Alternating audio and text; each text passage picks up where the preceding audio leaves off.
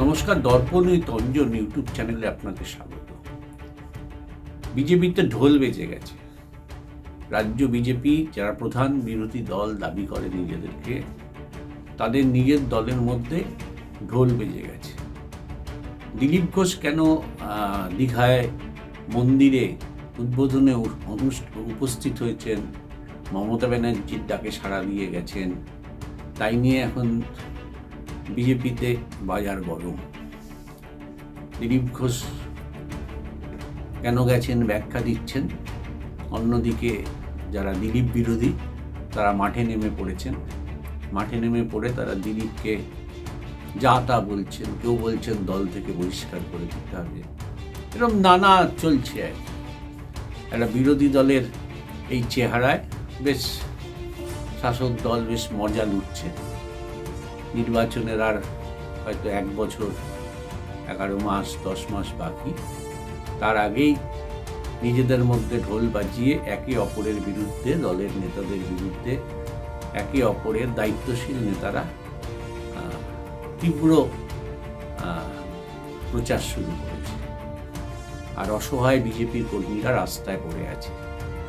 যারা এখনো 2021-এ মার খেয়ে এলাকা ছাড়া, তারা এখনো অনেকে বাড়ি ফেরেনি। তাদের পরিবারের খবরও নেতারা জানেন না। কিন্তু কেন দিলীপ ঘোষ গেছেন, এই নিয়ে আপাতত বাজার গরম, রাজ্য রাজনীতিও গরম। দিলীপ ঘোষ পরিষ্কার করে জানিয়ে দিয়েছেন শুক্রবার যে তিনি তৃণমূলে যাবেন না। মমতা ব্যানার্জিও জানেন যে দিলীপ ঘোষ কখনো তৃণমূলে আসবে না। তার সঙ্গে তিনি এটাও বলে দিয়েছেন যে 40 বছর ধরে তিনি আরএসএসের হয়ে কাজ করেছেন। অনেক কষ্টের জীবন তিনি অতিবাহিত করেছেন। কাজেই তাকে কেউ যেন হিন্দুত্ব, আরএসএস এসব বিজেপি এসব শেখাতে না আসে। যারা 2021-এর বিজেপি, তারা আজকে বিজেপিতে আছে, তারা কালকে চলে যাবে তৃণমূলে। এবং একটা ব্যাখ্যাও দিয়েছেন যে আপনি শুনে হাসি পাবে আপনাদের, যে এমন এমন নেতারা আছেন যারা 21-এর পরে এসছেন, তারা সকালবেলায় ব্রেকফাস্ট করে বিজেপির ঘরে, বিকেলবেলায় দুপুরবেলায় লাঞ্চ করে তৃণমূলের ঘরে, বিকেলবেলায় খাওয়া খায় বিজেপির ঘরে, আবার রাত্রিবেলায় ডিনার করে তৃণমূলের ঘরে। ফলে এদের চরিত্র হচ্ছে এরকম একটা ব্যাখ্যা দিয়েছেন।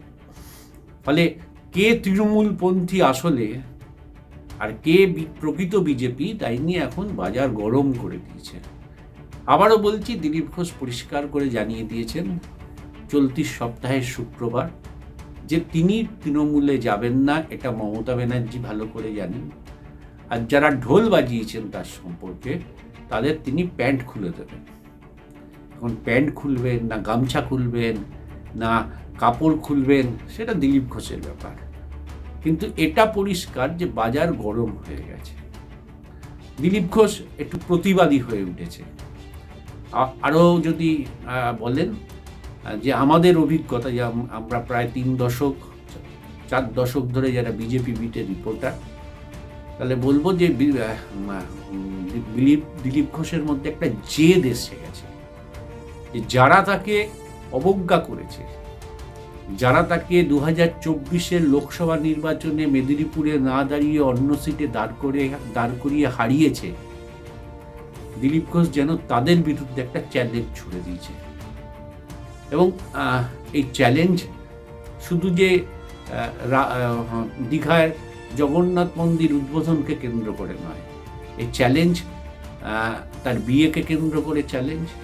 একসময় আরএসএসের নেতারা বারণ করেছিলেন, দিলীপ ঘোষ শোনেননি। শেষ টাইমে গোটা আরএসএস, গোটা বিজেপি যেতে বাধ্য হয়েছে তার বিয়ের অনুষ্ঠানে শুভেচ্ছা জানাতে।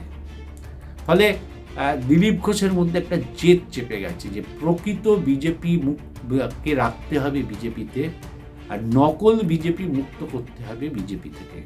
এই নকল বিজেপিকে নিয়েই হচ্ছে এখন টানাপোড়েন চলছে। নাম না করেই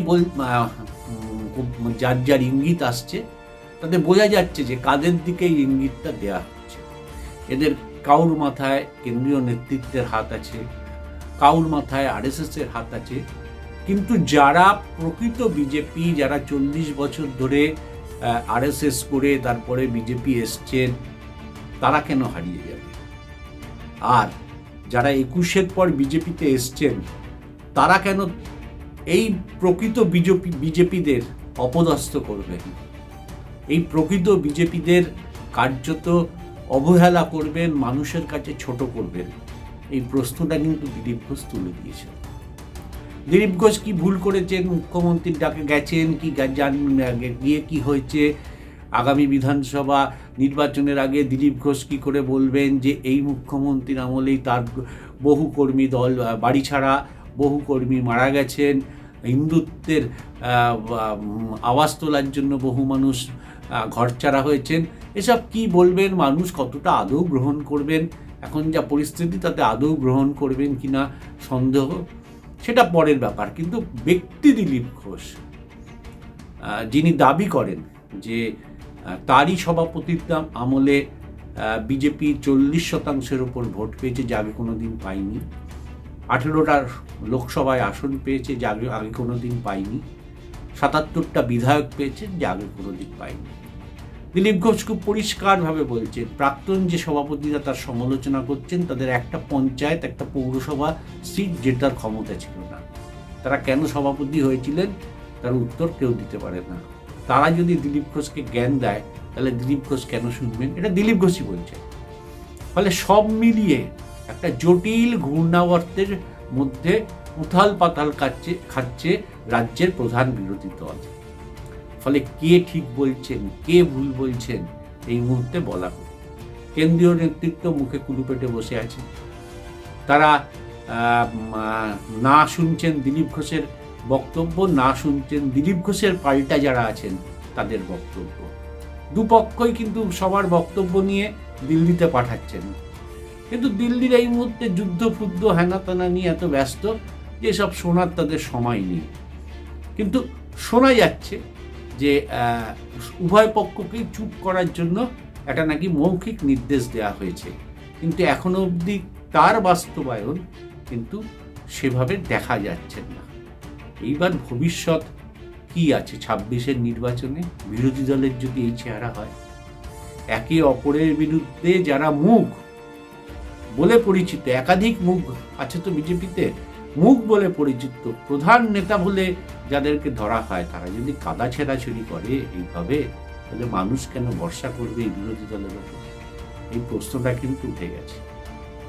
ফলে দিলীপ ঘোষের বিয়ে নিয়ে যেমনি সরগরম হয়েছিল, দিলীপ ঘোষের এই দীঘার জগন্নাথ মন্দিরে নিয়ে কিন্তু রাজ্য রাজনীতি নতুন করে আবার উত্তপ্ত হয়ে উঠল। এরকম নয় যে শাসক দলের বিরুদ্ধে লড়াই করার জন্য উত্তপ্ত হলো, তা নয়। দলের ভেতরে, বিজেপি দলের ভেতরে, প্রধান বিরোধী দলের ভেতরে ব্যক্তিকেন্দ্রিক উত্তাপ ছড়ালো বলতে পারেন। একে অপরের বিরুদ্ধে লড়াইয়ে মাঠে নেমে পড়লেন। 26-এর নির্বাচন পারবেন তো? এইভাবে যদি যান, সিট বাড়বে না সিট আদৌ কমে যাবে? কর্মীদের হতাশার চেহারাগুলো দেখেছেন? এটা ঘটনা। দিলীপ ঘোষ যদি সত্যিই যান অন্য কোনো দলে বা তৃণমূলে, শুধু দিলীপ ঘোষ একা যাবেন না, বহু কর্মী সমর্থক যাবেন। ইভেন জেলা সভাপতি এবং মণ্ডল সভাপতি, সাংসদ আছেন যারা 12 জন সাংসদ, তাদেরও কিন্তু অনেকে, বিধায়ক, তাদেরও কিন্তু চলে যাবে অনেকে।